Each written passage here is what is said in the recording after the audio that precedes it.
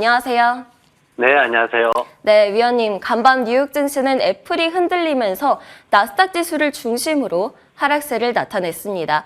반도체주들 흐름이 좋지 않았고요. 빅테크주들도 역시나 흔들리는 모습이었는데요. 간밤 시장 어떻게 보셨나요?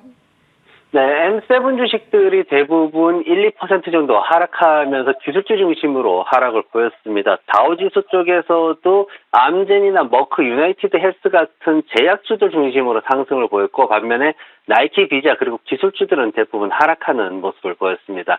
아이폰에 대한 얘기가 이제 나오면서 애플에 대한 하락세가 이어졌는데 목표가를 $160까지 낮춰 있습니다. 사실 버클레이 같은 경우에는 애플의 목표가 자체를 그렇게 높게 보지 않고 $161로 기존에 보고 있었기 때문에 이번에 뭐 낮춘 게 크게 낮진 않아서 $1 낮아진 건데, 시장에서는 이제 뭔가 좀 지난 연말에 조금 우리가 과매수다라고 얘기했던 이런 부분들을 조금 되돌리는 그런 모습을 보였습니다. 테슬라 같은 경우에도 지금 보면은 이제 중국 자동차 제조회사에 이제 밀린다, 이제 순위를 뺏겼다 해가지고 지금 장중에 조금 밀리는 모습 보이는데, 그래도 예상치를 넘어서는 인도량 때문에 다시 주가를 어느 정도 회복하는 모습 보였습니다. 시장에서는 올해 금리를 굉장히 빠르게 인하할 거다라는, 지난 연말에 이제 사람들이 매수세가 좀 과했던 배경이 바로 이 부분인데, 거기에 대해서 사실 이제 그 낙관론이 좀 사라지는 모습이었습니다. 채권 수익률이 4% 근처까지 반등을 했는데, 그러면서 CME 페드워치 같은 경우에도 3월 달에 금리 인하에 대해 가지고 얼마나 빨리 이제 급락을 시킬 것이냐, 이런 부분들에 대한 기대치가 절반 수준으로 감소하는 모습을 보였고요. 그러면서 이제 주가가 전체적으로 시장에서는 과매수 구간에 대해서 조금 되돌리면서 쉬어가는 그런 모습 보였습니다. 유가 원유 시장에서는 이제 지난 주말에 미국이 후티 선박 세척을 침몰을 시켰죠. 그러면서 이제 원유 선물이 올라갔는데, 이 부분들이 이제 트레이더들이 워낙 정치적인 전쟁에 대한 리스크가 커지다 보니까 거래를 조금 회피하는 현상이 있으면서 이제 수급이 좀 줄어들었고요. 그리고 러시아가 지금 11월 초 이후에 최고치로 수출량을 늘리고 있다, 이런 소식이 나오면서 유가가 다시 5전장 상승을 모두 되돌리면서 2% 가까이 하락하는 모습을 보였습니다. 러시아 같은 경우에는 홍해를 지나는데 아무런 문제 없이 지나다니기 때문에 시장에서는 이제 러시아 수출량이 늘어나면서 수요가 더 공급이 더 늘어나는 것으로 이제 해석이 되었습니다.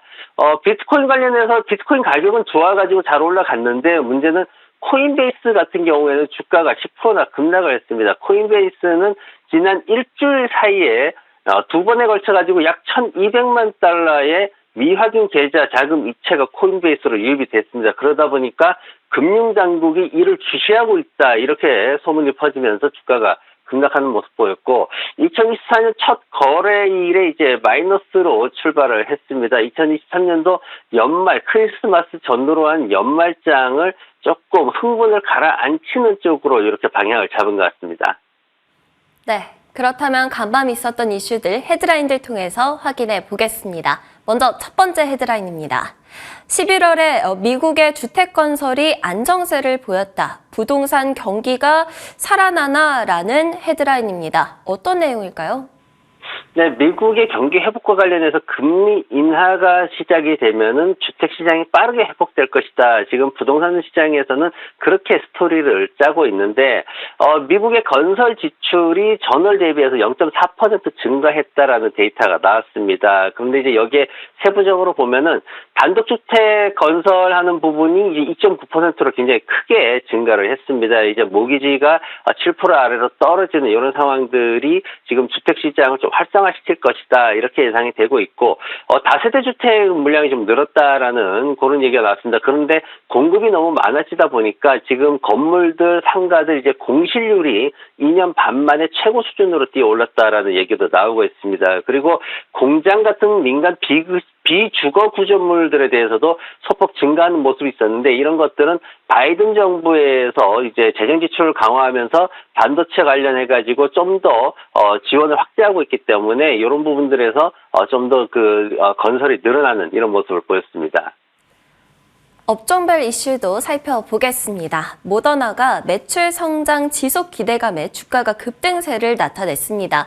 모더나 덕분에 제약바이오주들에 대해서 기대감이 굉장히 높아진 모습이에요. 네, 지난밤에 정보기술업종이 3% 가까이 하락하는 모습을 보였습니다. 한 달간 상승분의 절반을 되돌리는 모습인데, 반면에 이제 필수 소비재나 헬스케어, 에너지, 유틸리티 쪽에서 이제 1%대 강세를 보이는 모습 보였습니다. 헬스케어 같은 경우에는 바이오, 제약같이 이렇게 6개 산업으로 이렇게 분류가 되는데, 사실 제약산업은 그동안 굉장히 소외되어 있었습니다. 지난 3개월 동안 한 1%대밖에 상승을 하지 못했기 때문에 그런 측면에서 가장 많이 추락했던 모더나가 우리 되살아날 수 있다라는 얘기를 하면서 주가가 급등하는 그런 모습을 보였습니다. 모더나 같은 경우에는 얼마 전에도 제가 소개해드렸듯이 매출 전망치를 갖다가 정말 최저 수준으로 낮추는 이런 발표가 있었습니다. 그러면서 임원진들 해고하고 CEO가 마케팅도 겸하고 이런 어떤 굉장히 혼란스러운 모습을 보였는데, 오펜하이머에서 지난밤에 주가를 아웃퍼폼으로 이렇게 약간 한 단계 상향 조정했습니다. 그러면서 이제 아웃퍼폼이라는 게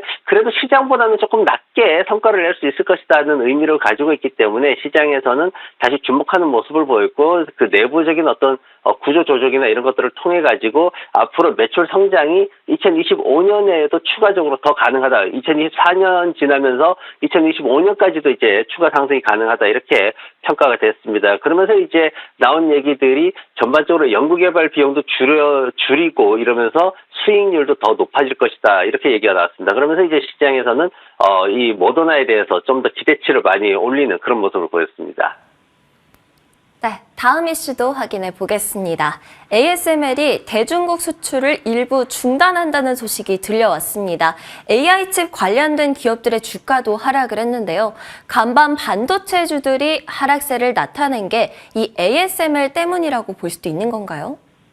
네, 그렇습니다. 지금 그 화웨이가 실적이 괜찮게 나왔어요. 이게 화웨이 실적이 좀 미끄러졌어야지만 미국이 원하는 대로 되는 건데 반대로 더 올라갔거든요. 그래서 분석을 했더니 5G 장비나 이런 것들이 미국에서 계속 나가고 있다. 이렇게 평가가 됐습니다. 그러면서 이제 미국의 그 엔비디아를 한번 건드렸거든요. 그러면서 이번에 네덜란드의 ASML을 건드려가지고 중국 쪽으로 나가고 있는 스마트폰이라든가 이제 5G 관련된 그 한 대에 수천만 달러짜리 장비들이 있습니다. 이제 그 고급 기술을 쓰는 장비들을 갖다가 보내지 마라 이렇게 협의가 돼가지고 이제 안 보내는 건데, 지금 엔비디아나 AMD 같은 경우에는 중국 쪽이 이렇게 고가생 제품들의 판로가 막혀버리니까 저가 제품들을 출시하려고 지금 굉장히 노력하고 있는 그런 모습을 보이고 있고, 근데 이제 주가가 빠지는 그런 문제는 뭐냐면은 일본 쪽에서 이 틈새를 파고들고 있습니다. 일본의 캐논이 지금 그 수출 중단된 그 고성능의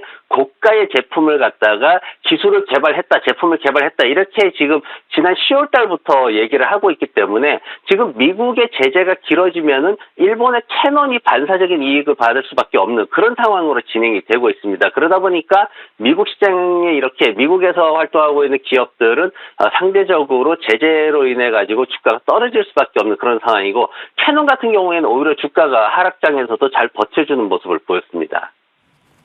네, 마지막 헤드라인도 확인해 보겠습니다. 리비안이 4분기 인도량이 예상치를 하회하자 주가가 급락세를 나타냈습니다. 사실 다른 전기차주들도 일제히 하락세를 나타냈거든요. 어떻게 보셨나요?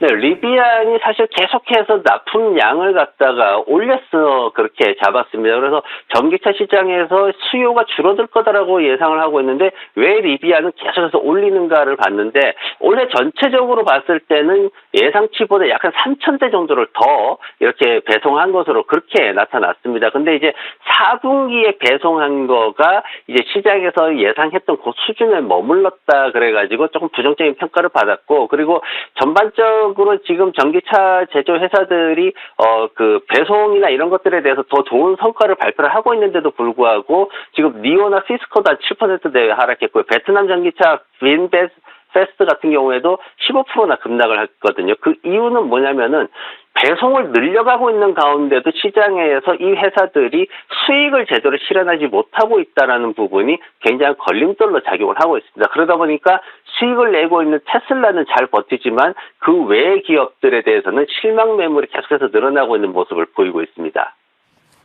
네, 지금까지 클로징벨 김태수 위원님과 함께했습니다. 오늘도 좋은 말씀 감사합니다. 네, 고맙습니다.